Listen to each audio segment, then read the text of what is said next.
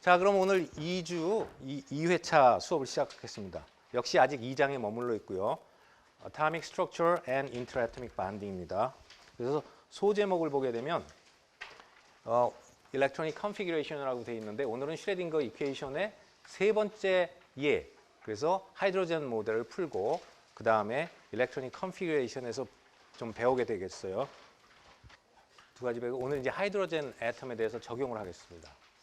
자, 여러분이 이게 앞에서 봤던 다시 올라가 보면 슈레딩거 이퀘이션에 여기 이제 타임 인디펜던트 슈레딩거 이퀘이션을 보게 되면 이 파이를 x로 두 번 미분한 거에다 2n분의 h바 제곱 플러스 e-b 파이는 제로다. 사실 이 e-파이가 뭐냐 하면 토탈 에너지죠, 이게.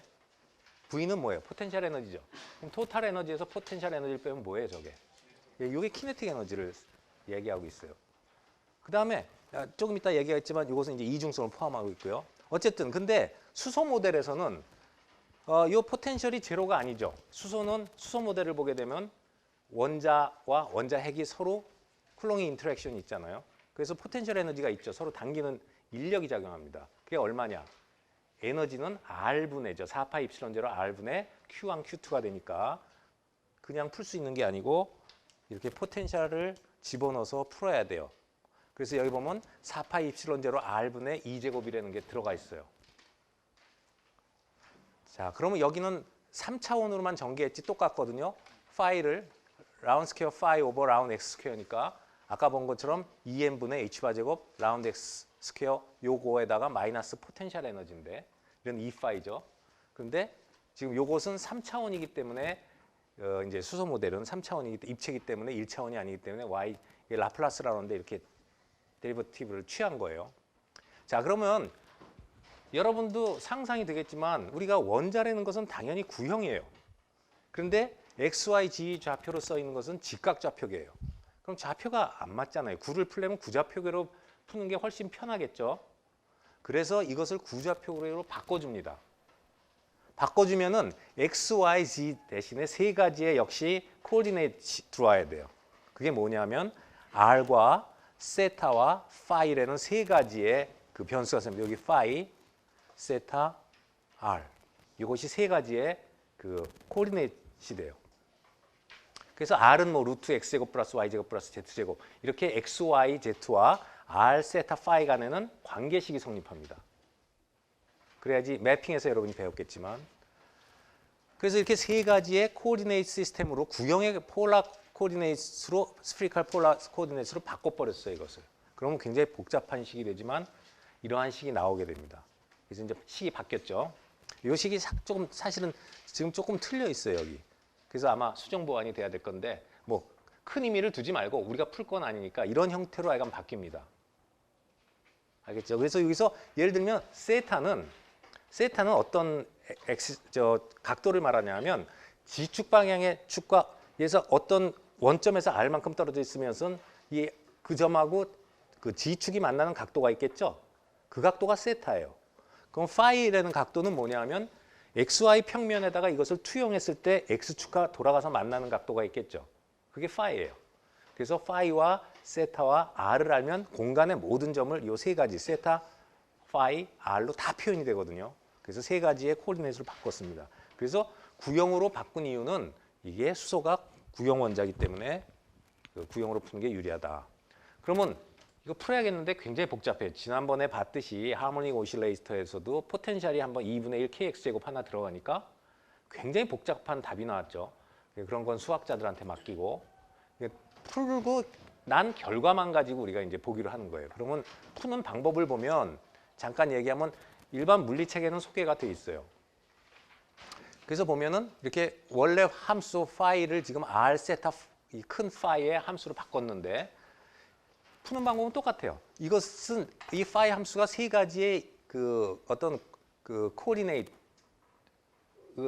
같이 이제 포함되어 있는데 이것을 각각 독립 변수 함수로 분리를 하는 거죠. 이거 미분 방정식 푸는 방법 중에 하나예요. 이렇게 해서 풀어서 답이 맞으면 되는 거고 안 되면 안 되는 거죠. 그래서 거꾸로 풀기 위한 수단으로 이렇게 독립을 해서 풀어놓고 그게 거꾸로 맞는가 이 식을 만족시키는가를 거꾸로 보게 됩니다. 뭐 이것도 방법이거든요. 여러 가지 미분 방정식 푸는 방법 중에. 그래서 이미 이것을 독립을 하면 뭐예요? 요 R은 거리만의 함수. 요 세타는 아까 말한 Z축과의 각도만의 함수. 그 다음에 이것은 XY의 투영한 그 X축에서 돌아가는 각도만의 함수. 이렇게 세 가지의 독립된 함수가 되니까 이렇게 했을 때는 미분하면 이게 다 따라 나오지만 여기서 미분하게 되면 만약에 R로 미분하게 되면 이 두 개는 컨스탄트로 그냥 빠져나오게 되겠죠. R의 함수가 아니니까. 그런 식으로 해서 저렇게 정리를 해가지고요.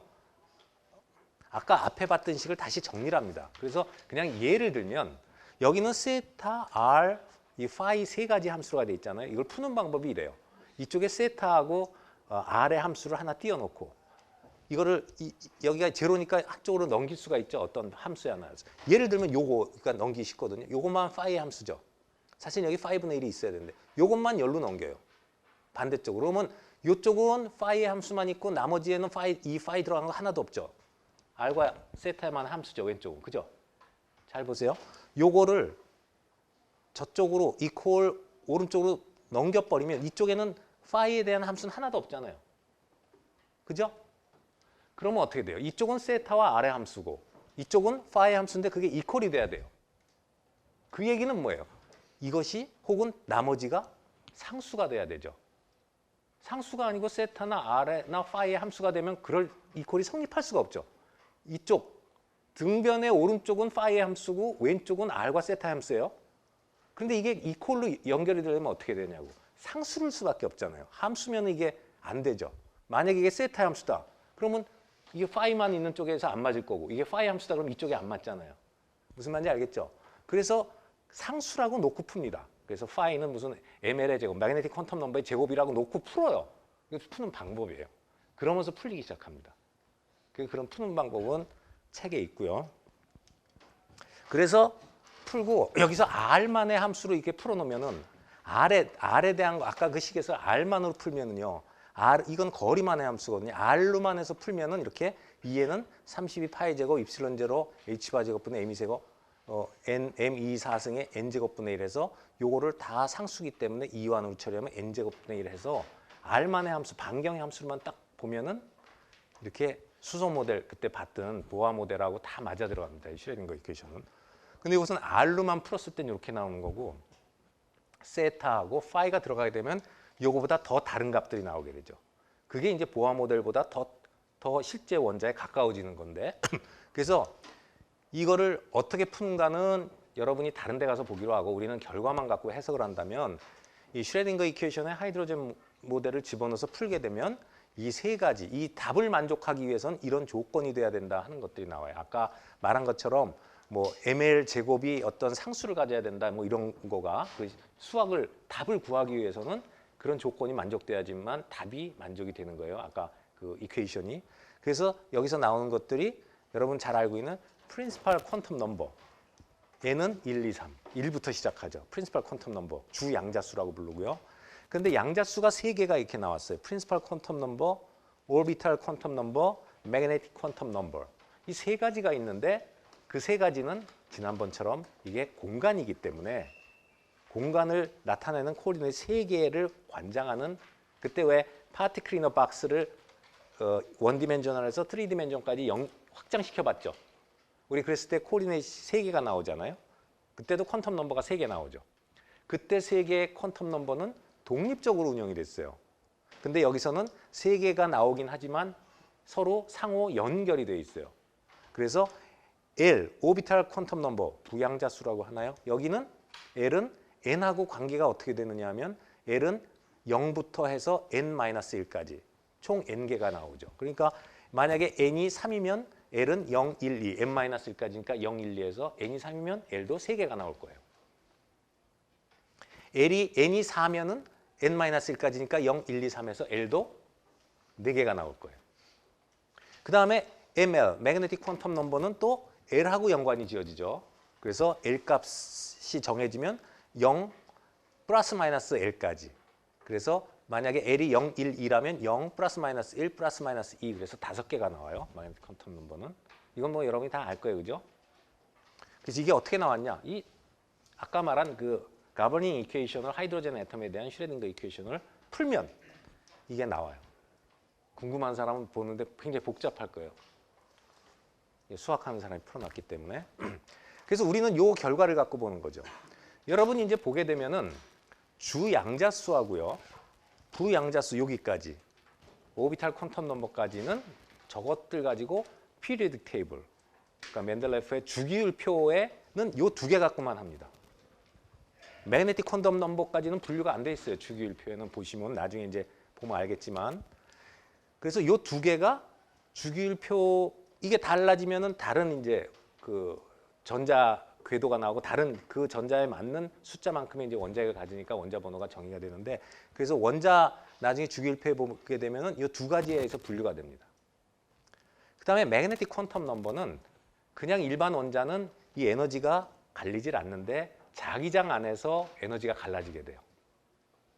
무슨 말인가는 조금 이따 한번 보기로 하고, 여러분이 아마 이미 배웠을 거예요.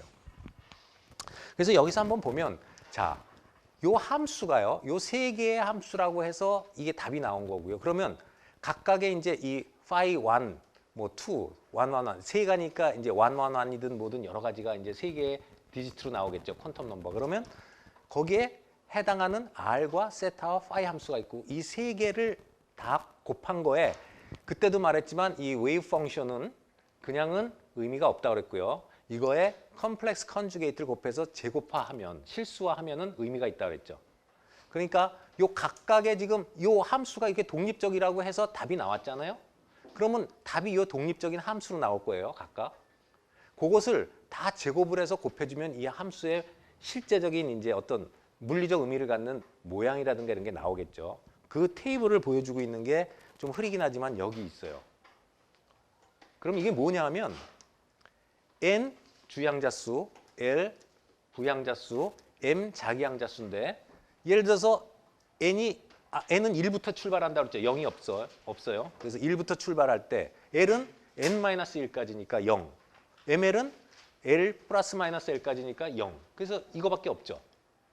그래서 100이라고 하면 요 각각 양자수에 해당하는 웨이브 펑션들이 나온다고요. 그 솔루션으로 그 식에서 나와요. 그럼 잘 봐요. 이 파이라는 식은 아까 그 xy 축하의 각도를 얘기하는데 이게 2파이분의 루트 2파이분의 1로 나와요. 여기 파이 없죠. 상수로 나왔죠. 그럼 이걸 제곱해도 그냥 상수가 되겠죠. 그 다음에 세타는 루트 2분의 1이 나왔어요. 이거 제곱하면 2분의 1이죠. 역시 상수죠. 이걸 제곱하면 이건 a0의 2분의 3승의 2의 익스포넨셜의 마이너스 r 오버 a0인데 r만의 함수예요. 이것은 r만의 함수잖아요, r은. 여기는 거리만의 함수지 세타나 파이가 안 들어가 있어요. 그럼 제곱하면 역시 거리만의 함수가 되겠죠. 무슨 얘기를 하냐면 phi 1이라는 게, phi는 요 세 가지를 다 곱한 거니까 제일 기저 에너지, 낮은 에너지에 있는 것은 요 함수를 다 곱한 거가 되고, 실제로 물리적 의미를 가지려면 요거를 제곱을 해야 된단 말이에요. 그죠? 실수하기 위해서. 이걸 제곱을 해야 되는데 제곱을 해봤자 세타나 파이 텀은 여기 없고요. r만의 함수로 나오죠. 그죠? 제곱해도 r만의 함수예요. 그럼 무슨 얘기예요? 예, 방향성이 없다는 거죠. 세타나 파이에 치우치지 않았다니까 구형이 나와요. 저걸 실제로 컴퓨터로 그리면 여러분이 보는 1S 궤도가 나와요. 1S. 1S 어떻게 알고 있어요? 구형으로 알고 있죠. 자, 두 번째. n이 이제 2가 됐습니다. 주양자 수가 2가 되면은 l은 0과 1과 두 개가 가능하죠. 우선 L이 0일 때 보죠. L이 0일 때. L이 0일 때는 ML도 0밖에 가능하지 않죠. 그래서 L이 0일 때는 요거 하나밖에 없어요. 그러면 요때가 퀀텀 스테이트로 200 스테이트가 되죠. 그럼 200일 때를 또 이거 보면 똑같아요. 그 대신 요건 좀 달라졌죠. 이것은 역시 R만의 함수예요. 근데 요거하고는 좀 다르죠? 요거하고 달라요. 그래서 요걸 역시 또 곱해보면은 이런 파이라는 함수가 나오는데, 실제적으로 이걸 제곱을 하면 이제 그 물리적 의미를 갖는다 그랬으니까 포지션이라든가 이런 것들이, 이걸 제곱해보면 역시 또 R만의 함수죠. 그러면 어떻게 나올까요? 이게 반경은 커졌으니까 또 큰 원이 나왔어요. 이게 2S 궤도예요. 그러니까 이 그림을 그려보면 이런 모양이 나오는데, 물리체겠지만 그렇게 나온 이런 식으로 나옵니다. 이런 식으로 나오는데 결국 뭐예요? 전자가 보일 확률이 있는데, 그리고 여기에 이제 반경이 나오죠. 그리고 첫 번째 걸 그리면 이런 게 나오고 여기에 반경이 0.53 옹스트롱에서 수소 모델에서 이 반경이 나와요. 그렇지만 정확하게 이게 뭡니까? 양자역학이 들어가 있으니까 정확하게 포지션이 아니라 거기에서 보일 확률이 가장 크다 하는 걸로 나오는데 가장 보일 확률이 클 때가 어디냐 하면 클래시컬하게 구한데 0.53 옹스트롱하고 똑같이 맞아 들어가요. 무슨 말인지 알겠죠? 세 번째 300는 세 번째인데 3S인데 그건 또 이렇게 나와서 세 번째 반경이 나오고 그런 것들이 이제 물리책에 나 있지만 뭐 거기까지는 아니더라도 근데 재밌는 게 여기죠. 주양자 수가 2일 때 L이 아까 0일 때를 봤는데 L은 1도 가능하죠. n-1까지니까. 그럼 L이 1일 때는 L이 1이면 0과 ML은 0, 그 다음에 플러스 마이너스 1, 그래서 3개가 가능하죠. 그래서 0일 때, 플러스 마이너스 1일 때 이렇게 세 가지가 가능하게 돼요. 그래서 보면은 여기 이제 답이 나왔는데 0일 때는요. 0일 때는 이 파이축, XY축하고는 여기 셋 파이 함수가 안 붙어 있으니까 상수죠.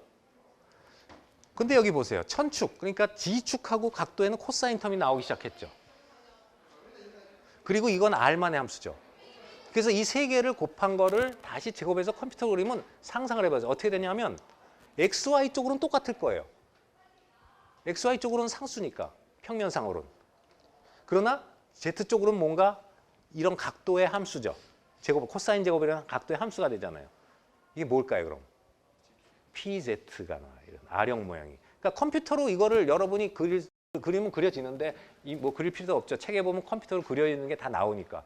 이거를 제곱해서 컴퓨터로 그리면 저 함수를 제곱해서 그리면 여러분이 알고 있는 G축으로의 R형 모양이 나와요. PZ 궤도죠, 그게. 그 다음에 여기를 보면 플러스 마이너스 1일 때는 이쪽에도 각도가 나왔죠. 이쪽에도 각도가 있죠. 이제 이쪽에도 각도가 달라붙었어요. 그래서 이걸 그리면 이쪽으로도 각도가 붙어서 R형 모양이 그냥 평면에 있는 게 아니라 이렇게 통통하게 살이 쪄 있잖아요. 그러니까 Z축 방향으로도 좀 나타나고 해서 R형이 이렇게 두 개가 나와요. 여기서.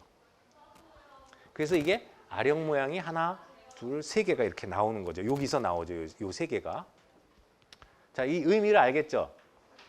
그러니까 이 함수의 의미가 그걸 보라고 써 있는 거예요. 그래서 상수로 돼 있을 때는 거리만 함수가 돼요. 무관하게. 그러나 이렇게 코사인 세타라든가 사인 세타 텀이 나오게 되면 어차피 그쪽으로 따라 나가게 돼 있죠. 모양이. 한쪽으로 이렇게 삐져나와요. 토끼기처럼.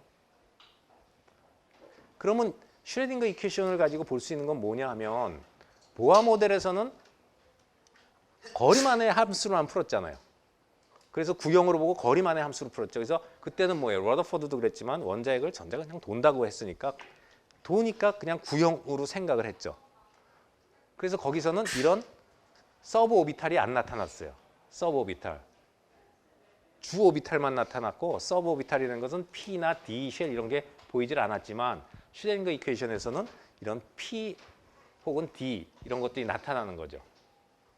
알겠습니까? 그래서 여기서 보면은 이런 P 궤도 같은 거는 조금 이따 보면 똑같지만 이제 나중에 매그네틱 필드 안에서 갈라지기 시작합니다. 자, 이제까지 지난 시간부터 했던 게 이 책에 없는 걸 한 거예요. 우리가 슈레딩거 이퀘이션은 이 책에 나오질 않아요. 근데 여러분이 어차피 2학년 때 현대물리도 배우고 전자를 이해하는데 분명히 도움이 될 거라고 생각을 해서 한 주 동안 슈레딩거 이퀘이션부터 배운 거예요. 슈레딩거 이퀘이션을 배우기 위해서 웨이브 펑션도 배웠고, 그죠? 그래서 웨이브 펑션도 배웠고 슈레딩거 이퀘이션을 배워서 슈레딩거 이퀘이션이 보여주는 퀀텀 메케닉스를 활용한 솔루션 3개의 예를 보여서 여러분이 아 저런 것들이 저렇게 활용되는구나 하는 것까지 알게 된 거죠. 그래서 전자를 좀 더 이해하게 될 수 있다고 생각하고요. 이제 마지막으로 한번 정리를 해보면 드브로이가 1924년에 이 물질파 메탈 웨이브라고 해가지고 메탈 웨이브가 람다는 P분의 H 혹은 MB분의 H. 그래서 모든 움직이는 물체는 거기에 해당하는 그와 일치하는 어떤 파장을 갖고 있다. 그러니까 웨이브의 특성이 있다라고 본 거죠. 그런데 일반적으로 매스가 크거나 뭐 그럴 때는 이게 굉장히 작아지기 때문에 이 분모로 들어가니까 이 람다가 작아져서 파동의 특성이 보이질 않는 거죠. 근데 보는 사람 있죠. 만화가들은 마구가 나오죠. 막 야구공이 막 파동처럼 들어오잖아요. 그럼 벌써 이걸 알고 쓴 것 같기도 하고. 야구공을 막 던지는데 야구공이 막 이상하게 꿈틀꿈틀 들어온다는 건 뭐예요? 엄청 드브로이 웨이브가 보이는 거 아니에요? 막 웨이브가 왔다 갔다.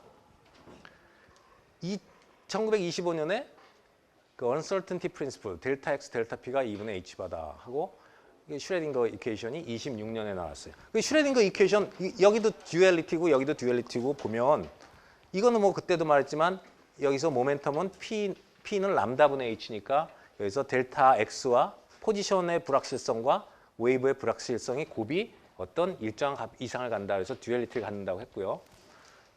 슈레딩거 이퀘이션에도 보면은 이 파이 자체가 웨이브 펑션이죠. 파이는 X와 T의 함수였어요. 그죠? 그다음 K 오메가가 붙었죠. 웨이브예요. 근데 여기서 웨이브 아니고 파티클이라는 게 보이는 데가 있죠. 이 식 속에. 파티클이 있어요, 없어요? 파티클을 상징하는 게 있어요, 없어요? 이 식 중에. 어디 있어요? 여기 있죠. 질량. 이 식도 결국은 보면은 파티클과 웨이브가 섞여 있는 식이에요. 그래서 요거 한번 잠깐 이왕 나온 김에 얘기를 하고 가면은 이게 더 여러분을 괴롭힐 수도 있겠지만 여러분 이제 그때 한번 잠깐 이 소개할 수 있으면 하겠다 그랬는데 여러분 선전 나오죠. 아인슈타인의 에너지는 뭐죠? MC 스퀘어. 이거 뭐 아주 유명한 식이잖아요. 근데 이제 아인슈타인의 특수상대성 이론을 보면 E는 질량이 그냥 질량이 아니라 우리는 뭐 굉장히 이게 상대성 질량이죠. 1-V제곱-C제곱 분의 이렇게 되죠. 질량이 상대성 질량을 아인슈타인이 그것도 현대물에 나올 거예요. P는 MV니까 이것은 또 M0 루트 1-V제곱 오버 C제곱 분의 M0 V가 이렇게 되겠죠. 그럼 신기한 게요. 그 당시에 이꼴 하뮤는 알고 있고 자 웨이브 있죠. 웨이브 파동 빛 같은 것은 이꼴 하뮤잖아요. 그죠? 빛은 매스가 있어요, 없어요? 매스가 없어요. 매스가 없으면 이게 어떻게 될지 모르지만 여길 잘 봐요. 아인슈타인이 어떤 발견을 했는지 보면 이게 질량이 있는데 에너지가 만약에 이런 웨이브 같으면 질량이 없으면 에너지가 0인가요? 딱 한 경우에 0이 아닌 경우가 있죠. 만약에 V가 빛의 속도가 되면 어떻게 돼요? 분모가 0이 되죠. 0분의 0. 그러니까 값을 가질 수 있다는 거예요. 그럼 속도가 V인 게 뭐예요? 빛이잖아요. 그래서 빛도 에너지를 가질 수가 있고 빛도 모멘텀을 가질 수 있다는 거예요. 이게 이제 아주 이제 아인슈타인이 한 거에 하나의 뭐 우리가 지금 이해하는 데 하나 도움이 되는 얘기겠죠. 보이죠? 일반적으로 생각하면은 다 이게 0이면 없는 것 같지만 에너지도 없고 파티클 모멘텀도 없는 것 같지만 이 상대성 이론에 따르면 속도가 0일 때는 0분의 0에서 값을 가질 수가 있어요. 그래서 에너지가 가져요. 모멘텀도 가져요. 그래서 하뮤는 그 이꼴 PC가 되죠. PC. 속도가 광속이니까. 그래서 이것도 이제 가서 보면 나와요. 이거 상대성 이론에 보면 뭐 E는 루트 해서 뭐 M0 제곱 C 4승 플러스 P 스퀘어 C 스퀘어에서 질량이 제로면 PC라는 게 나오거든요. 그럼 여기서 PC라고 하면 E는 하뮤는 PC인데 C라는 건 뭐예요? 람다 곱하기 뮤는 광속이죠. 프리퀀스에다가 파장을 곱하면 광속이 되잖아요. 그러니까 이게 여기서 이것은 P 람다 뮤가 되는데 뮤지면 P는 람다분의 H 나오죠. P는 람다분의 H가 나왔어요. 그 전에. 여기 P는 람다분의 H가 나왔어요. 그럼 드브로이가 뭘 했느냐? 지금 조금 전에 설명한 거는 광속인제 물질이었죠. 빛. 여기는 보면은 이 광일 때는 저렇게 나오면 되는데 여기는 광속이 아니면 어떻게 되느냐 하는 거거든요. 근데 드브로이는 뭐라고 그랬냐면 이게 꼭 massless particle, 그러니까 빛에만 해당하는 게 아니라 모든 움직이는 물질은 이 식을 다 쓸 수 있다라고 한 게 그게 바로 드브로이예요. 확장을 한 거죠. 빛에만 통하는 게 아니라 빛이 아니더라도 광속을 갖지 않더라도 일반 속도를 갖는 물질에는 다 쓸 수가 있다라고 그걸 확대해서 쓴 식이 쉽게 보면은 드브로이의 매터웨이브라고 보면 돼요. 다만 아까도 말했지만 속도가 아주 작거나 매스가 크면 이런 것들이 이게 속도가 크거나 이러면 이런 것들이 잘 안 보인다는 거예요. 매스가 크면은 잘 안 보인다는 거예요. 여기서도 한번 볼까요? 여러분이 파티클 이너 박스 봤죠? 배웠어요. 원디멘셔널 박스. 자꾸 이런 예를 들라고 내가 노력을 하는 건 뭐냐면 여러분이 파티클 이너 박스를 자꾸 진짜 이거 슈레딩거 이퀘이션을 보여주기 위해서 파티클 이너 박스가 아니다. 그게 아니라 그 안에 많은 그 과학적인 내용이 담겨 있다 하는 거를 알기를 원하는 거예요. 파티클 이너 박스가 뭐냐 그랬을 때 여러분이 누가 물어봤을 때 그 슈레딩거 이퀘이션을 보여주기 위해서요. 그 1디멘전에 넣고 하면 퀀타이제이션 되는 게 나타납니다. 물론 그게 가장 기초적인 거긴 하지만 꼭 그것뿐만이 아니라 거기서 이게 어떤 데도 활용이 되고 어떻게도 연결이 되고 이런 좀 폭넓은 생각을 하라고 예를 하나 들어주면 파티클 이너 박스에서요.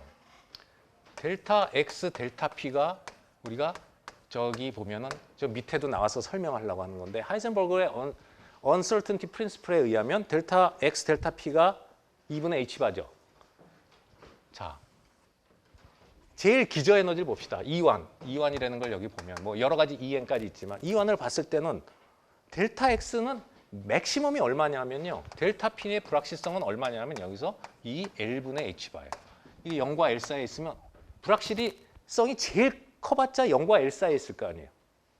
그러니까 델타 X, 이 포지션의 불확실성은 L만큼이겠죠. 상자 박스가 L이니까. 그렇지 않아요? 자, 상자가 굉장히 커져요. 그러면 상자 커지면 뭐라 그랬어요? 점점 퀀텀 메케닉스 이펙트가 안 보인다 그랬죠. 상자가 커지면 어떻습니까? 점점 델타 P가 줄어들죠. 그죠? 뭐 이런 것도 있어요. 어쨌든 모멘텀의 불확실성이 줄어드는데 이렇게 나오는데요. 그때 여기서 슈레딩거 이퀘이션에서 E는 EM L제곱분의 여기 E1이니까 여기 N제곱, 파이제곱, H바제곱인데 이게 E1을 볼 때는 이게 1이 되니까 이렇게 될 거 아니에요. 그죠? 근데 EM분의 P제곱이 2죠. 포텐셜 에너지가 제로니까 키네틱 에너지가 토탈 에너지잖아요. 그죠? 그럼 P제곱은 EM 2가 돼요. 여기다가 EM을 곱하면은 E는 요 EM이는 뭐가 돼요? L제곱분의 파이제곱 H바제곱 이렇게 되죠. 제일 E1은. 그죠? 그러면 P제곱 이럴 때 예를 들어서 P는 요거에 루트를 씌우면 되고요. P는 뭐예요? L분의 파이 H바가 되죠. 그러면 P의 불확실성은 약 이 정도가 되잖아요. 델타 P는. 이게 딱 맞진 않지만 여기서 나온 모양 아까 여기서 봤던가요? 요거랑 모양이 비슷하죠? 어쨌든 L분의 H바 형태로 나오잖아요. 그죠? 슈레딩거 이퀘이션을 풀어서 나온 답도 여기 보면 하이젠버그의 uncertainty principle하고 이렇게 코레스폰던스가 있다는 얘기예요. 당연하겠죠. 그래서 굉장히 다르게 식도 다르게 보이고 다르게 출발해서 다르게 풀어놨지만 결국 보면 둘 다 근본적인 이중성을 내포하고 있고요. 물리적으로. 그리고 상호 굉장히 친밀하게 코레스폰던스가 있다 하는 얘기를 하고 싶은 거예요. 이 세 가지가 다 보면 여기도 보면 이쪽이 뭡니까? 매스가 있으니까 이거 파티클이죠. 이쪽은 뭐예요? 람다니까 웨이브죠. 이것도 웨이브와 파티클의 이중성을 묶어주는 식이죠. 이것도 웨이브와 파티클의 이중성을 묶어주는 식이죠. 이것도 웨이브와 파티클의 이중성을 묶어주는 식이죠. 세 가지 식이 다 결과적으로는 이중성을 포함하는 식이에요. 옛날에 뉴토니안이나 맥스웰 이퀘이션은 완전히 극과 극이죠. 이쪽은 완전히 파티클, 뉴토니안은. 맥스웰은 완전히 웨이브. 이제 좀 큰 그림이 그려지나요? 자, 이제 그 좀 복잡한 그 관문을 지나왔어요. 슈레딩거 이퀘이션을. 이 책에 없지만 아까도 말했지만 여러분이 슈레딩거 이퀘이션은 다른 데서도 아마 적어도 슈레딩거 이퀘이션 이름도 들어볼 거고 풀지 않고 들어가도 이름을 들어보고 또 현대물 같은 데서는 아마 풀어보게 될 거예요. 그럴 때 혹시 이런 큰 그림을 알고 보면 더 이해가 잘 될 수 있지 않겠나 해서 한번 한 2시간에 걸쳐서 소개를 했습니다. 자, 이제 그냥 쉽게 여러분이 이제 고등학교 때부터 배운 걸로 넘어가서 빨리 넘어갑시다. 여기는 그렇게 어려운 게 없어요. 그래서 일렉트론은 여러분이 본 것처럼 일렉트론은 discrete energy state를 갖는다. 연속적이 아니라 이게 떨어져 있는 discrete, 퀀타이제이션이 되어 있는 에너지를 갖고 있다. 그래서 모든 원자들은 고유의 그 흡수 스펙트럼을 갖고 있죠. 그래서 여러분들이 그 분석을 할 때, 원소를 분석할 때 스펙트럼을 보면 원소마다 이 에너지 갭이 틀려요. 원소마다 사이즈가 틀리니까. 그래서 에너지 간격이 틀리기 때문에 그 에너지 간격을 읽어내면 이게 어떤 원소라는 것을 구별할 수가 있죠. 그래서 AAS라는 분석 방법, 예를 들면 Atomic Absorption Spectroscopy 같은 것은 이렇게 원자의 흡수 스펙트럼 보면 결국은 이 에너지 간격들을 봄으로써 어떤 원소인가를 이렇게 분석하는 방법이 있어요. 그런 걸 쓸 수도 있는 거예요. 디스크리트하지 않으면 그렇게 못하겠죠. 고유의 에너지를 갖고 있어요. 그 다음에 특성상 항상 모든 재료는 안정하고 싶으니까 가장 낮은 에너지부터 갖기를 원하기 때문에 낮은 데부터 찾들어가는데 전자는 항상 한 에너지 스테이트에 2개까지밖에 못 들어가요. 이것도 재밌는 거죠. 그냥 생각하면은 늘 들어왔기 때문에 당연한 것 같지만 예를 들어서 여러분이 어떤 박스를 갖다 놓고 거기다가 탁구공을 갖다가 50개를 넣었다. 어디 가겠어요? 탁구공 50개가 다. 다 바닥에 깔리겠죠. 근데 그런 데다가 전자를 딱 집어넣으면 어떻게 돼요? 빈대가 있는데도 전자는 차곡차곡 밑에부터 저렇게 에너지를 차곡차곡 쌓아 올라가지 밑에 다 한 에너지에 여기에 밑에 여기에 다 100개가 들어갈 수 없다는 거예요. 무슨 말인지 알겠죠? 그 당연하고 여태까지 늘 들어왔던 거예요. 그래서 맨 밑에가 1S, 그 다음에 2S, 2P, 3S, 3P, 4S. 여기서 하나 이제 여러분 많이 들어봤겠지만 그 3D가 4S보다 에너지가 살짝 높죠. 그래서 4S가 먼저 차고 그 다음에 3D 들어가고 그 다음에 4P로 가는데 그거 많이 혼동하는 사람이 있어요. 보통 이제 천이 원소라고 하면 트랜지션 메탈이라고 하면 D쉘이 차 있는 원소들이죠. 뭐 철, 코발트, 니켈 이런 것들이 여기 속하는데 26, 7, 8번 뭐 이런 데들, 크롬. 근데 이런 원소들을 보면 자, 이온화 된단 말입니다. 그럼 철 이가 이온 뭐 이런 게 될 때 이가 이온이라는 것은 중성 원자에서 전자가 떨어져 나간 거잖아요. 그러면 많은 사람이 알고 있지만 혹간에 틀리는 사람은 어떻게 생각하냐면 떨어질 때도 여기서부터 떨어진다고 생각하는데 떨어질 때는 제일 외곽에 있는 쉘부터 떨어져요. 그러니까 여기가 덜 찼고 뭐 여기까지 찼더라도 떨어질 때는 찰 때는 4S가 먼저 차지만 떨어질 때는 외곽의 전자부터 떨어집니다. 4S부터 떨어져요. 알죠? 모르는 사람이 있는 것 같더라. 그 다음에 아까도 얘기했지만 슈레딩거 이퀘이션에서 우리가 풀었을 때 여기에 나타나는 걸 보면 다 이렇죠. 주양자 수하고 부양자 수. 오비탈 퀀텀 넘버까지만 나와요. 매그네틱 퀀텀 넘버는 없어요. 그죠? 아까 n이 1일 때 하나밖에 없었죠. L은 100이었죠. L은 0. 그게 바로 S 스테이트죠. 0인 거를 우리가 샤프라고 해가지고 S 궤도라고 부르죠. L이 0인 걸 부양자 수. L이 1인 걸 뭐라고 부르죠? L. 예, P. 그래서 n이 2일 때는 P 궤도가 있어요. 아까 0 플러스 마이너스에서 3개가 나오죠. 근데 다 그 다음에 여기 매그네틱 퀀텀 넘버 안 들어가 있죠? 다 분류한 거 보세요. 그죠? 주양자 수하고 1 SP, SPD 다 L까지 부양자 수까지만 갖고 했잖아요. 여기 보면은요. 요게 특이한 건데 여기서 잘 알아야 되는데 1S 궤도의 에너지 스테이트가 하나고요. 거기에 전자가 2개 들어갑니다. 자, 2S 궤도에 또 역시 1S보다 궤도가 높고 거기에 전자가 2개 들어갑니다. 요거보다 약간 높은데 2P가 있어요. 보아는 어떻게 됐어요? 보아 모델은 이 주양자 수만으로 에너지가 나오기 때문에 이게 다 하나로 나옵니다. 이게. 하나, 둘, 셋, 3, 4, 5. 이게 스플릿 되는 게 안 나와요. 보아 모델은. 근데 여기선 이제 나오죠. 2S, 2P, 3S, 3P 나오는데 2P를 보면은요. 자, 하나, 둘, 세 개가 이쪽이 에너지라고 써 있잖아요. 그러면 여기가 에너지가 어때요? 세 개가 같잖아요. 우리가 이걸 디제너레이트 됐다는 전문 용어를 쓰는데 에너지는 같지만 에너지가 같지만 스테이트는 스테이트, 넘버 오브 스테이트라고 하는 것은 몇 개예요? 세 개예요. 그래서 같은 에너지에 세 개의 다른 에너지를 들어갈 수 있는 자리가 있는 거예요. 아까도 봤지만 우리가 축을 잡았을 때 에너지는 똑같겠죠. 이쪽 방향으로 그 아령 모양이나 이걸 돌렸을 때 이쪽 방향으로 아령 모양이나 이쪽 방향으로 아령 모양이나 다 똑같을 거예요. 그죠? 그러나 에너지는 같지만 모양은 어때요? 하나는 Z방향, 하나는 X방향, 하나는 Y방향에서 틀리게 돼서 이 세 가지가 나오는 거예요. 그러면 D쉘은 5개가 나와서 디제너레이트가 5개로 됐죠. 그런데 이런 원자를 자기장 안에 집어넣으면요. 자기장 속에서는 요게 2P가 이게 에너지가 3개가 똑같지 않고 차이가 나기 시작합니다. 달라져요. 그래서 그것을 우리가 매그네틱 퀀텀 넘버라고 불러요. 그 자기장에 의해서는 요 에너지가 똑같지 않고 에너지가 스플릿이 돼요. 3개가. 여기도 갈라지고요. 요 D도 물론 갈라지겠죠.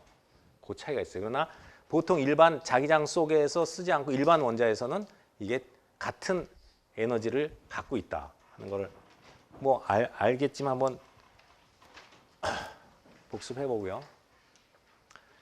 그래서 에너지 레벨스 are classified by 4 quantum numbers. 그래서 4개 퀀텀 넘버라는 게 나와요. 여태까지 3개만 얘기했는데 free from Schrödinger equation이라고 그랬어요. 주양자수, 오비탈 퀀텀 넘버, 매그네틱 퀀텀 넘버가 나왔고 식을 풀었을 때 스핀 퀀텀 넘버라는 것도 여러분이 들어봤겠지만 스핀 양자수라는 것은 딱 2가지밖에 없어요. 요건 ML, 요건 MS라고 표현하는데 MS는 플러스 마이너스 2분의 1. 그러니까 플러스 스핀, 마이너스 스핀 2개밖에 없어요. 그러니까 한 파울 익스클루전 프린시플에 의해서 한 에너지 스테이트에 전자가 2개까지 들어가는데 하나가 이렇게 들어가면 하나는 반대 스핀으로 들어간다는 건 여러분이 알고 있을 거예요. 그리고 아까 말한 것처럼 우리가 이것을 이제 주 쉘을 K 쉘이라고 부르기도 하고 L 쉘, M 쉘, N 쉘 이런 쉘 껍질을 부르고 이걸 서브 쉘이라고 불러서 서브 쉘도 있고요. L까지 L에는 N개가 가능하다 하는 거고 이것은 EL 플러스 마이너스 1개가 가능하다. Energy does not depend on ML, but in magnetic field, energy depends on ML. 그래서 magnetic field에선 요것에 따라서 에너지가 달라진다 하는 거가 여기 써 있어요. 그런데 일반적으로 이게 4개 퀀텀 넘버라고 하면 원자의 하나를 얘기하는 거예요. 전자 하나. 이런 거예요. 결국은 에너지 스테이트라는 것은 이 전자가 들어갈 수 있는 자리거든요. 하숙집 같은 거예요.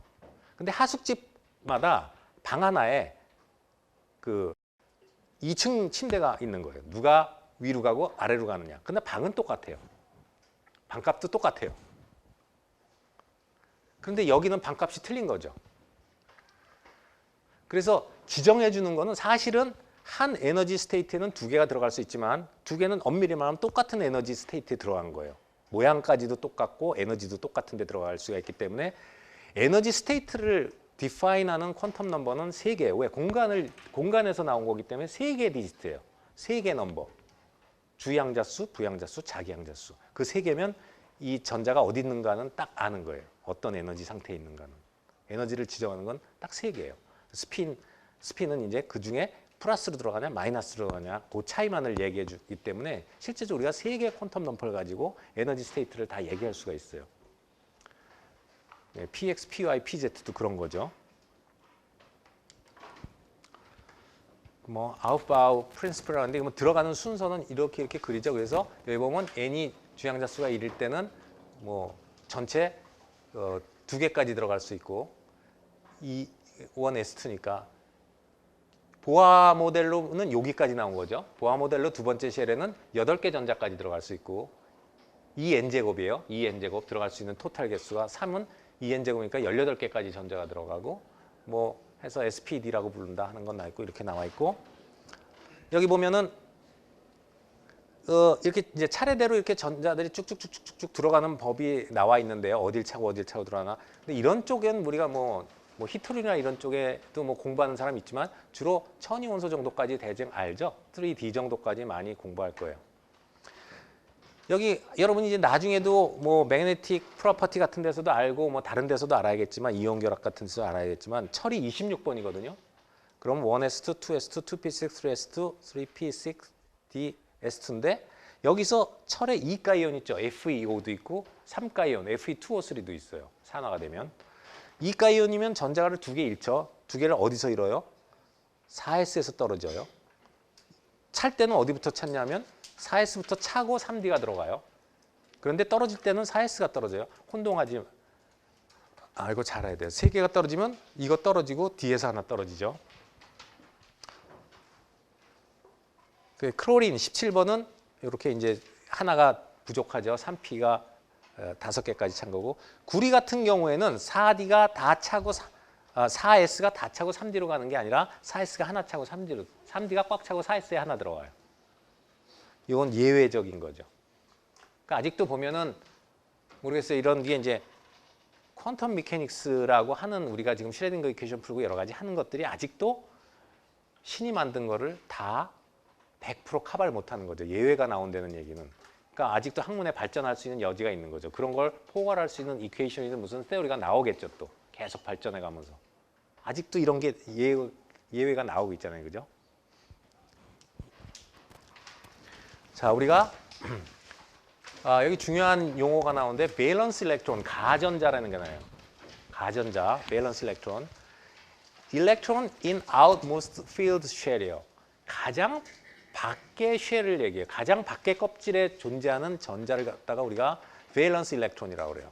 여기서 보면 이건 11번 Na, 소디움의 경우인데 둘, 넷, 여섯, 여덟, 11개죠. 11번이기 때문에 소디움의 Na. 그러면 여기까지는 꽉 차 있고 여기 이제 3S에 하나가 들어가죠. 그럼 이것이 가전자가 돼요. 가전자가 3라는 주양자 수에 속해 있는 게 되고요. 여기 보면은 그라운드 스테이트라는 것은 가장 기저 상태니까 밑에서부터 차곡차곡 꽉 차고 들어간 거예요. 그러니까 이런 상태는 실제적으로 0도 K에서 키네틱 에너지가 하나도 없으면 밑에서부터 차곡차곡 차 들어가겠죠. 근데 온도가 올라가면 어떻게 돼요? 에너지를 얻으면 이런 데가 뛰어 올라갈 수가 있죠. 그럼 여기는 비어 있고 이 원자가 여기 갈 수도 있고요. 그러면 밑에 빈 데가 생기겠죠. 그러나 이것은 지금 0도 K를 가정했을 때는 밑에부터 꼭 채우고 위에 가서 남게 돼요. 자, 여기 일렉트로 파지티브 엘리먼트하고 일렉트로 네거티브 엘리먼트가 나오는데 이제 점점 원자의 결합 쪽으로 들어갑니다. 이 책의 구성을 소개할 때 그랬죠. 원자를 이해하려면 전자를 이해하고 그 다음에 원자 두 개가 어떻게 붙나. 근데 우리가 관심 있는 것은 고체가 어떻게 원자들이 응집해서 고체를 이루나 그리고 고체에 어떤 특성이 있는가 관심이 있기 때문에 3장에 가게 되면 이 결합이 통해 가지고 이제 전체 고체를 공부하게 돼요. 어떤 형태로 고체들이 결합을 하고 있는가 하는 걸 배우게 돼요. 그래서 이제 점점 결합으로 들어가게 돼요. 이제 하나의 원자에서 두 개가 붙거나 이제 세 개가 붙거나 이런 쪽으로 점점 갑니다. 이제 붙는 걸 이해하기 위해서 여기 일렉트로 파지티브 엘리먼트와 일렉트로 네거티브 엘리먼트에 대한 내용이 나오고 있어요. 그래서 여기 보면은 일렉트로 파지티브 엘리먼트는 전자를 내놓으려고 하는 거예요. 이런 경우죠. 여러분 알다시피 이게 쉘이 꽉 차면은 가장 안정한 형태를 띠고 있어요. 여기 3S의 전자는 여기 이제 이 안에는 이제 원자 핵이 있을 텐데 11개의 프로톤이 있을 텐데 이 플러스가 이걸 당기는 힘이 쉴딩이 돼가지고 굉장히 약해요. 그러니까 쉽게 얘는 이 결합에서 이게 지금 이렇게 있는 것은 여기 플러스가 당기고 있는 거거든요. 근데 이 외곽 전자는 쉽게 떨어질 수가 있어요. 채우려고 8개를 만들려고 하는데 이렇게 되면은 떨어지는 게 더 편하죠. 여기까지 꽉 차 있으니까. 만약에 여기 7개가 있으면 하나를 더 받아들여서 8개를 채우고 싶어 하고 일렉트론 네거티브 엘리먼트가 되겠죠. 이런 거 다 알 거예요. 너무 장황하게 설명하는 것 같아서. 그래서 스테이블 컨피규레이션이라고 하면은 쉘이 꽉 찬 거를 얘기하는데, 이래서 이렇게 되면은 비활성이 되죠. 액티브하지 않아요. 그래서 지난번에도 얘기했지만 모든 물성을 좌우하는 것은 전자예요. 특히 아까 말한 밸런스 일렉트론이에요. 가전자. 제일 가장자리에 있는, 제일 밖에 있는 전자가 가장 액티브하다고요. 그러니까 그 전자가 무슨 일을 벌이는 거예요. 근데 밖에 있는 전자가 없이 꽉 차 있다. 꽉 차 있으면 그 자체가 안정하기 때문에 반응성이 굉장히 떨어져요. 그러니까 이런 것들이죠. 힐리움, 네온, 아르곤 보면 다 2p6, S2p6, 2p, 3s, 3p, 4s, 4p. 그래서 다 보면은 이 sp 쪽에 8개씩 다 쉘이 꽉꽉 차 있어요. 그래서 이런 것은 주기율표에도 이제 8쪽에 쭉 가 있죠. 안정하다 말이죠. 이제 여기서 하나가 모자르다면 하나를 받아서 이 모양을 채우려고 할 거고, 남는 데면 버려서 이 모양을 채우려고 하죠. 그래서 얘가 굉장히 스테이블한 컨피규레이션이라는 건 알겠고요. 그래서 여기 보면 힐리움, 네온, 아르곤, 크립톤, 이런 원소들은 안정하고, 그렇지 못한 그 밑에 있는 원소들은 이제 이렇게 뭐 하나를 받으려고 할지 떨어뜨리려고 할지 하는데, 일반적으로 주기율표가 뒤에 나오지만 1, 2, 3족은 떨어뜨리려고 하고, 저쪽은 5, 6, 7쪽은 받으려고 하겠죠. 이제 4족이 문제예요. 4족. 4족은 버리는 거하고 받는 거하고가 똑같아요. 4개를 버리냐, 4개를 받느냐 똑같죠. 그래서 버리기도 아깝고 받기도 뭐 그렇고 하니까 4족은 공유결합을 띠죠. 그럴 바에 8개를 하면 나도 버리고 너도 버리고, 그럼 버린 거냐 갖는 거냐. 내 건 그대로 갖고 너도 그대로 갖고 같이 쓰자 하는 게 공유가 4족 아니겠어요. 그죠? 자, 이제 반딩 쪽으로 넘어갔어요. 자, 프라이머리 반딩. 여러분이 이제 보면 프라이머리 반딩하고 세컨다리 반딩이 있어요, 이제. 그래서 프라이머리 반딩에는 3가지 중요한 반딩, 여러분이 다 알고 있는 아이오닉 결합, 코밸런트 결합, 그다음에 금속 결합, 메탈릭 반딩, 이렇게 3가지가 있죠. 공유 결합, 뭐 다 배운 거니까 당연히 알고 있을 거예요. 그래서 이런 걸 보면 Mg가 2가죠. Mg는 2족에 속해요. 알칼리 얼스 메탈인데 가전자가 2개가 있어요. 그러니까 2개를 띄어버리죠. 버려요. 그러니까 Mg하고 O가 만난 게 MgO죠. Mg하고 O가 결합을 했는데 이렇게 보면 되죠.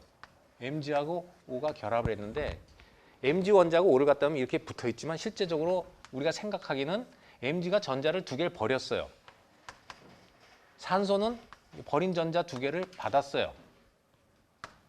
자, 그러면 2개 사이에는 정전기력이 발생하겠죠. 이가 이온 플러스와 마이너스 이가 이온이니까 2개가 어때요? 당기는 힘이 있죠. 그 정전기력이 이 2개를 묶어 놓은 거죠. 그게 아이오닉 결합이에요. 그래서 보면은 이가가 그런 식이 됐고, 여기 NaCl이 대표적인 아이오닉 크리스탈이죠. 아이오닉 물질이에요. Na 1가 플러스하고 Cl 마이너스 1가. 그러니까 Na가 하나를 주고 Cl이 하나 받아서 하나는 플러스 아이온이 되고 하나는 마이너스 아이온이 된 게 서로 정전력을 끌려서 결합을 하고 있다. 뭐 4가, 2가도 있고, 이 원자가가 몇 가냐에 따라 가지고 여러분이 나중에 보면은 결합력도 달라져요. 당연히 쿨롱익 인터랙션이라는 것은 뒤에도 나오지만 R분의 4파입실현제로 R분의 Q1, Q2거든요. 1가가 만나면 Q1, Q2가 1가의 곱이지만 2가가 만나면 4배가 되죠. 그럼 어때요? 플러스 2가하고 마이너스 2가가 당기는 힘이 1가보다 클 거 아니에요. 훨씬 결속력이 강하죠. 그러면 끊어내기도 힘들겠죠. 잡아당겨서 2개를 띄기가 어려워지죠. 그 얘기는 융점이 올라간다는 거예요. 여러 가지 특성이 뭐 예를 들면 융점뿐만이 아니라 결합이 강해졌으니까 만약에 2 원자 사이에 스프링이 있다고 생각하면 이 스프링 컨스탄트가 굉장히 강할 겁니다. 그죠? 무슨 얘기인지 이해가 되죠? 그 다음에 이제 코밸런트 반딩이라는 것은 아까 말한 대로 이건 뭐 버리고 자시고 할 게 없어요. 4족에서 내가 4개인데 8개를 채우려면 4개를 버려야 될까요? 받아야 될까요? 그래서 4개까지 것끼리 서로 공유결합을 하는 거죠. 예를 들면 카본, 4족과 4족, 실리콘. 근데 꼭 공유결합은 4족만 하는 게 아니라 예를 들면은 이렇게 보론 나이트라이드는 3, 5족이에요. 3족과 5족. 둘이 8개를 만들기 위해서 너 5개나 3개 내재는 거죠. 그래서 이렇게 만드는 실리콘 나이트라이드도 그러고 이제 해요. 올게닉 머티리얼. 올게닉 머티리얼은 보통 올게닉은 유기물은요. 카본하고 하이드로젠 반딩이 있어요. 그럼 카본이 4개가 팔이 있으면 하이드로젠은 전자 하나 갖고 있잖아요. 뭐 하이드로젠도 여기 하나씩 붙어가지고 뭐 이렇게 하겠죠. 하이드로젠이 여기 하나 붙고 하나 붙으면 8개.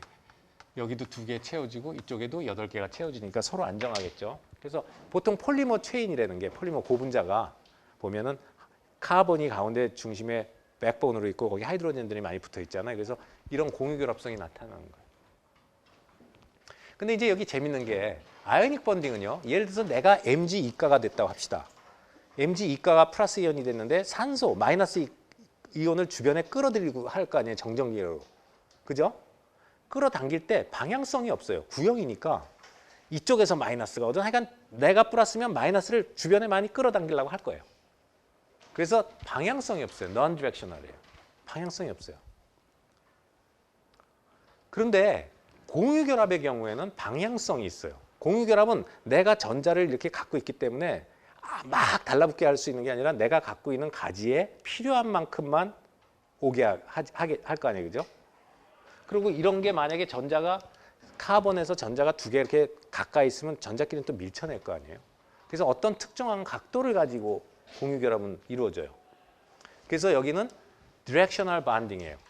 방향성이 있어요. 나중에 실리콘에서 구조에서 여러분이 3장에서 공부를 하게 될 텐데 특히 실리콘 구조나 다이아몬드 구조에서는 109도라는 특정한 각도가 나와요. 109도. 그리고 이런 원소들은 그 각도를 유지하려고 굉장히 노력을 해요. 자기가 고유의 각도가 있기 때문에 전자가 뻗은 쪽에 각도가 있기 때문에 그 각도를 좀 이게 뭐죠? 각도를 변화시키려고 외부에서 힘을 가하면 버텨요. 이제 나중에 보면 7장에서 포화슨 레이쇼라는 게 나오는데 포화송 레이쇼라고 하는 것도 그런 관점에서 해석이 돼요. 그러니까 공유결합을 하는 물질들은 고유의 그 디렉셔널 반딩을 하고 있기 때문에 그 각도를 유지하고 싶어 해요. 근데 아이오닉은 그렇진 않죠. 그 다음에 일렉트론 쉐어링, 일렉트론을 같이 공유한다, 당연하고요. 메탈릭 반딩도 non-directional이에요. 메탈릭 번딩도 일렉트론 쉐어링이에요. 그러니까 메탈릭 번딩은 여러분이 알다시피 플러스 핵들이 코어가 있고 이제 전자들이 거기서 밖에서 떠돌아다니는 거죠. 자유전자처럼 떠돌아다니는 거예요. 그러니까 예를 들어서 NaCl이 NA에서 떨어진 게 Cl이 있었다면 Cl이 받아가서 이온 결합을 하겠지만 NA끼리 있으면 밖에 전자가 하나 아까 가전자 떨어지기 쉽다고 그랬죠. 그럼 NA를 덩어리를 갖다 주면은 밖에 전자는 떨어져서 다니기가 쉬우니까 핵들은 있고 물론 핵에는 지금 10개의 전자가 핵 하나를 NA 핵을 쌓고 있고요. 밖에 11번째 전자, 제외곽에 있는 전자는 쉽게 떨어져서 돌아다니지만 전체적으로 보면은 차지 밸런스가 맞겠죠. 그런 상황이기 때문에 여기도 디렉셔널 반딩이 아니에요. non-directional이에요. 방향성이 없어요. 그러니까 지금 여기서 뭐 non-directional이다, directional이다 이런 얘기를 할 때는 별게 아닌 것 같지만 나중에 저거를 잘 이해했을 때 특성하고 연관이 된다고. 아까 말했던 포화성 레이쇼 같은 게 여기하고 연관이 돼요. 그 다음에 알다시피 일렉트론 크라우드 가스라고 하고요. 근데 이 메탈릭 본딩은 특성이 굉장히 다양해서 융점이 천차만별이에요. 보통 아이오닉 본딩도 융점이 굉장히 높아요. 플로잉 인터랙션이 강하기 때문에. 코밸런트 본드도 굉장히 강해요. 메탈릭 본딩은 약한 것도 있지만 수은 같은 건 굉장히 약해요. 여기 수은 없죠. 우리가 수은을 금속이라고 하지만 상온에서 액체 상태잖아요. 금속 결합을 하고 있는데. 근데 뭐 일반적으로 수은 말고라도 여기 보면은 많이 보는 이게 이제 클래시컬 메탈이라고 해서 뭐 노블 메탈이라는 말도 쓰고 하는데 노블 메탈 귀금속류인데 여기 보면 구리, 은, 금, 알루미늄 이런 재료들은 뭐 융점이 뭐 적당하겠지만 여기 보면 텅스텐, 몰리브데늄이나 텅스텐 같은 것은 융점이 막 3000도가 넘어가요. 그래서 금속 중에서도 리프랙토리 메탈, 내화 산화성 금속이라고 하는데 높은 온도에 견디는 거예요. 높은 온도에서 녹질 않아요. 뭐 구리, 알루미늄 같은 것은 한 600도 정도 넘어 660도 정도는 녹아요. 뭐 철 같은 것도 뭐 한 몇백 도 정도는 녹아요. 조성 따라 다르지만.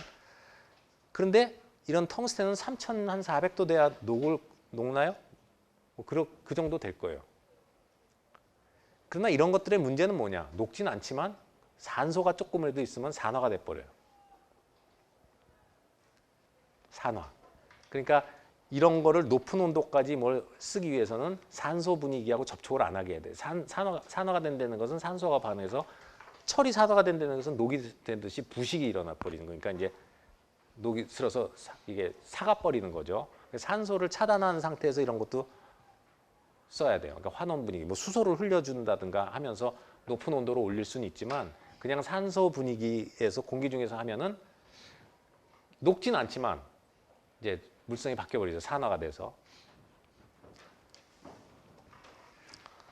자, 다시 보면 아이오닉 반딩은 플러스 아이언과 마이너스 아이언 사이에서 일어나는 걸로 일렉트론 트랜스퍼다. 트랜스퍼라는 것은 일렉트론이 한쪽으로 옮겨갔다는 거죠. 트랜스퍼 됐어요. 심장 이식이 됐다는 거예요. 하트 트랜스퍼. 이게 이식이 된 거예요. 그래서 일렉트론 네거티비티가 아주 다른, 그러니까 하나는 버리려고 하고 하나는 받아들이려고 하는, 아까 하나는 일렉트론 파지티브하고 하나는 일렉트론 네거티브한 물질 간의 원소 간의 결합이 이런 아이언 번딩을 이룰 가능성이 높죠. 그래서 NaCl이 대표적인 물질이에요. 그러면 이렇게 중성을 보는 게 아니라 여기서 전자 하나를 아예 띄워버려서 이쪽으로 가서 잡아당기는 거예요. 그러면 예를 들어서 이쪽에선 전자가 하나 필요 없어서 내보내고 여기는 하나가 필요해서 받았기 때문에 여기에 받은 전자는 거의 클로린에 가서 살고 있을 거 아니에요. 그죠? 결과적으로요. 여기서 떨어진 전자가 어디가 있나 보면은 양쪽에 보면은 클로린 쪽에 가 있어요. 전자가. 근데 공유결합을 한번 생각해 봅시다. 아까 카본과 카본, 다이아몬드 같은 거. 카본하고 카본이 공유결합을 하죠. 여기는 안 썼네요. 그러면 그 전자의 위치가 어딜까요? 공유하고 있는 전자의 위치를 보면 카본과 카본 원자의 중간 부분이겠죠. 그런데 NaCl 한번 그 다음에 생각해봐요. NaCl은 어때요? 이 전자가 Cl 쪽에 가 있겠죠. 그죠? 그러니까 결과적으로 뭐죠? 전자가 어느 쪽으로 치우쳐 있는가를 갖고도 아이오닉 반딩이냐 공유결합이냐를 우리가 좀 어느 정도 규명할 수가 있어요. 왜 이 얘기를 하냐면 조금 전에 여기 보면 보론 나이트라이드가 있었거든요. 이건 3족과 5족이죠.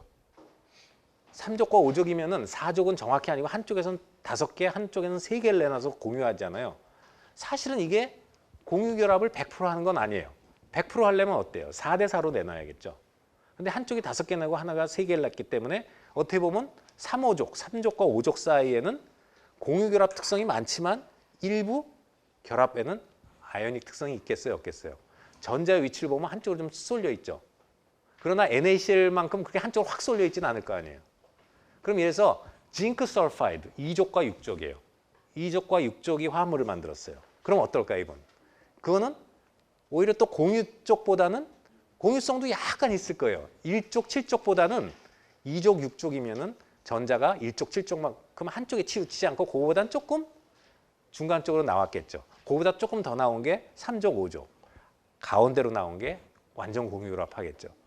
그래서 그런 관점에서도 이온성과 공유결합성을 좀 판단해 볼 수가 있어요. 그러니까 뭐 100% 공유냐 이런 거는 100% 공유결합을 하겠지만 또 100% 아이온 결합이냐 뭐 할 수 있지만 다른 그 중간 거는 적당하게 두 개가 섞여 있어요.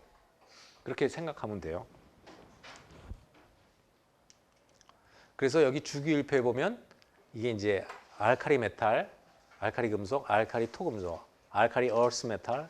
그래서 외곽전자를 기준으로 다 분류가 돼 있고 이 분류를 따라서 보면 한 3개 전자를 내놓고 여기는 이제 2개 받아들이는 거, 하나 받아들이는 거.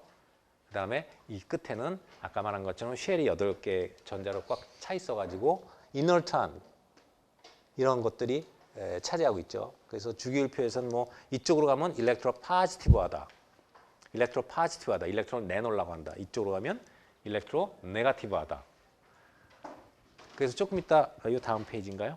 보면은 이 일렉트론 네거티비티, 그러니까 일렉트론 네거티비티, 파지티브하다, 네거티브하다를 본 게 아니라 한쪽을 네거티브 사이드에서 네거티브한 측면에서 이 폴링이 아마 했을 거요. 그래서 여기 보이는 숫자들은요, 얼만큼 이게 일렉트론 네거티브하냐를 해놓은 거예요.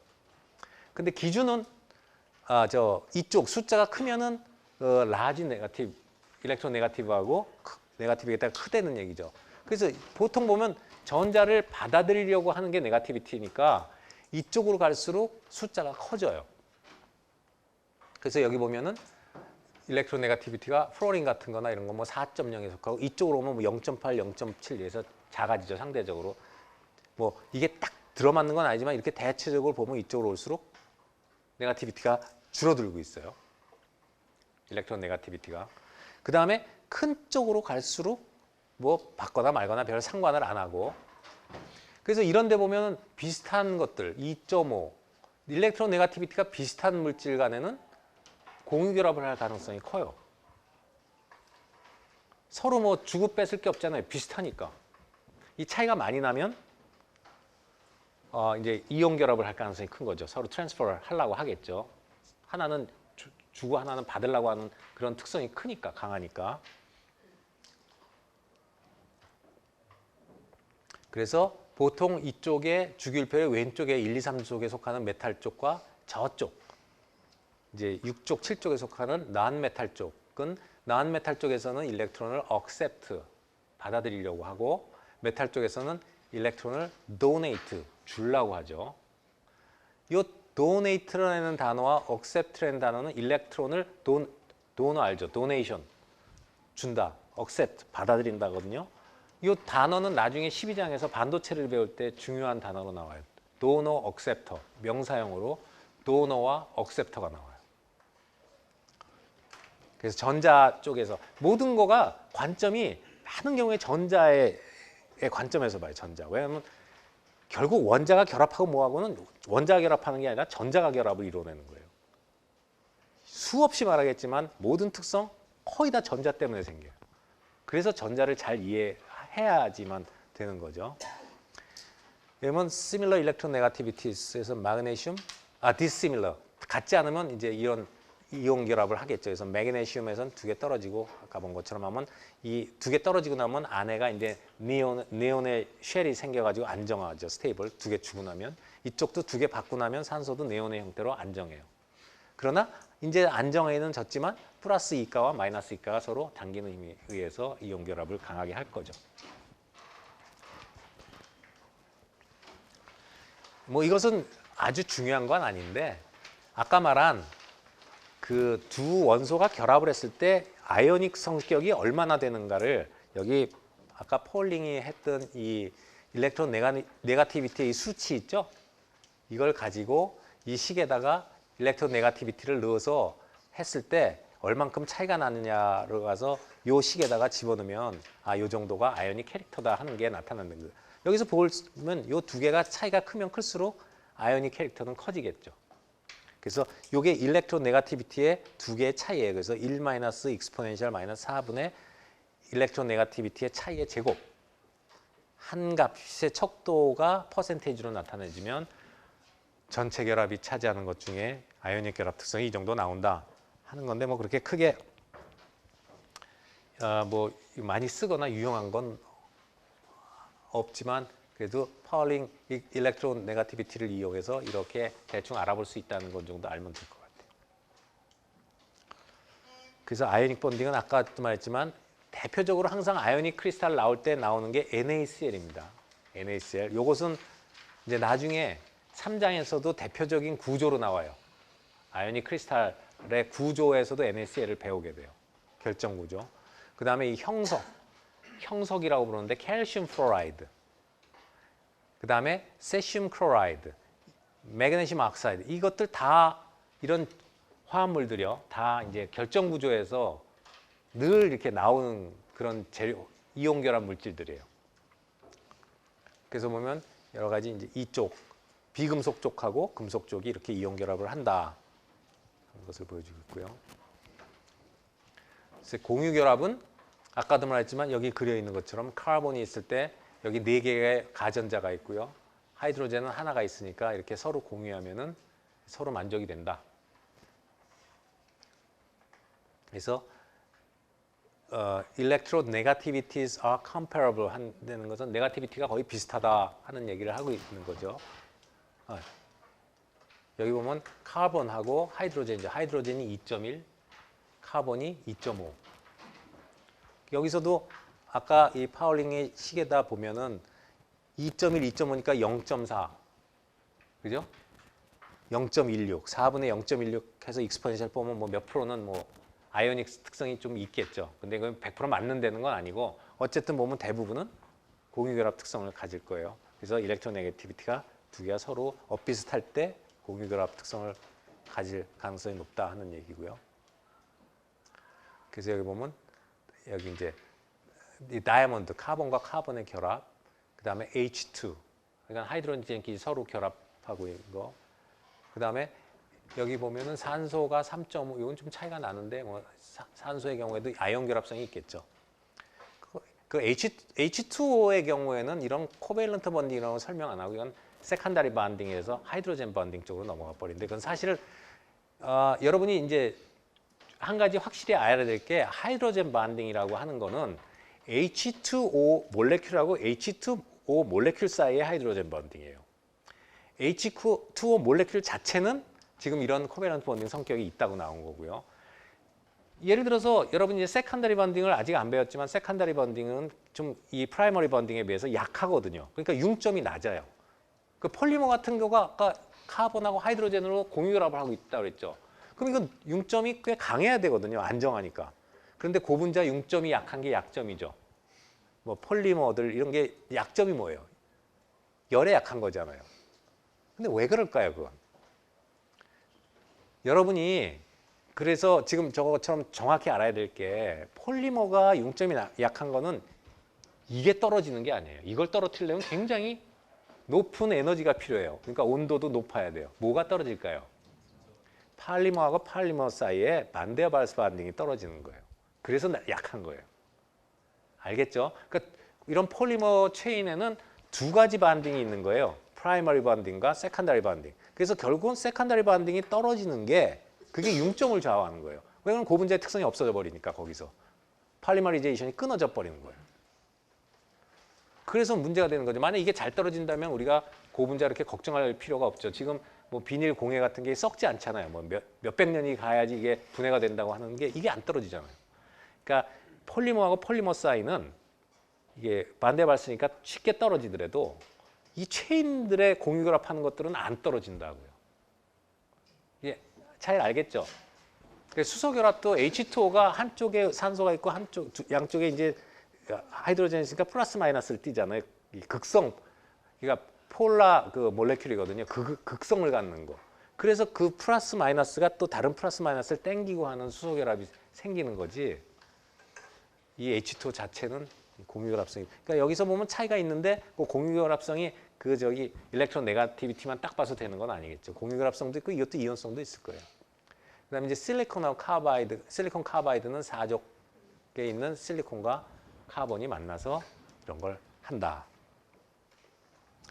자, 그다음에 갈륨 아르세나이드는 3호족이 결합을 해서 공유결합을 주로 해요. 3호족이니까 이온결합 특성도 저기 좀 있겠죠. 자, 아마 오늘은 여기까지 수업을 하는 걸로 하겠습니다. 그래서 다음 시간에 또 다음부터 진행할게요. 수고했습니다.